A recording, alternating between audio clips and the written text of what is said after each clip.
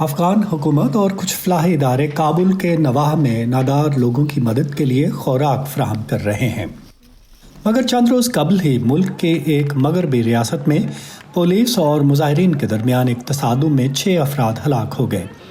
یہ مسلح جھڑپ اس وقت ہوئی جب سینکڑوں مقامی افراد نے خوراک اور امداد کی فراہمی کے لیے فیروز کوہ شہر میں گورنر کے دفتر کے باہر احتجاج کیا۔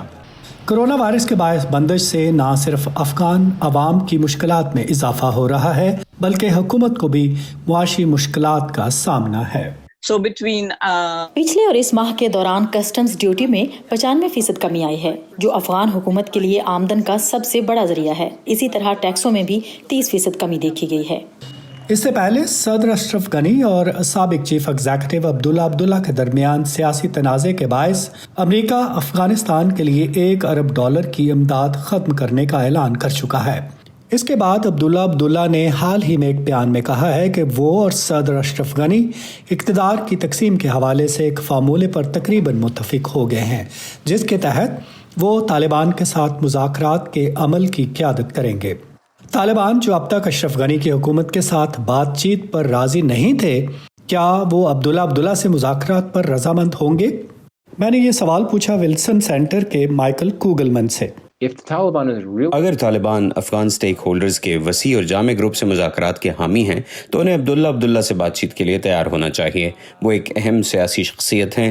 یہ اہم نہیں کہ طالبان کس سے بات کر رہے ہیں، بلکہ یہ اہم ہے کہ آیا وہ ملک میں امن و استحکام کے لیے کسی سیاسی تصفیے کے لیے تیار ہیں یا نہیں۔ افغان مذاکرات کی راہ میں ایک رکاوٹ افغان حکومت اور طالبان کی جانب سے قیدیوں کی رہائی کا معاملہ ہے۔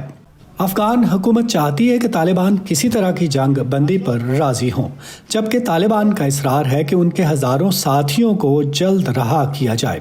اس صورتحال میں ماہرین سمجھتے ہیں کہ صدر ٹرمپ کرونا وائرس کی وجہ سے امریکی فوج کی واپسی میں تیزی پر زور دے سکتے ہیں۔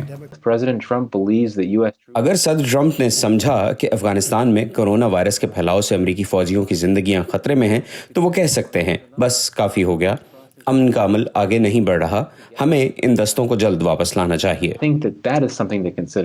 صدر ٹرمپ جو بھی فیصلہ کریں، بروکنگز انسٹیٹیوشن کی وینڈا فل بیب براؤن کہتی ہیں افغان عوام کی زندگی آسان ہونے والی نہیں۔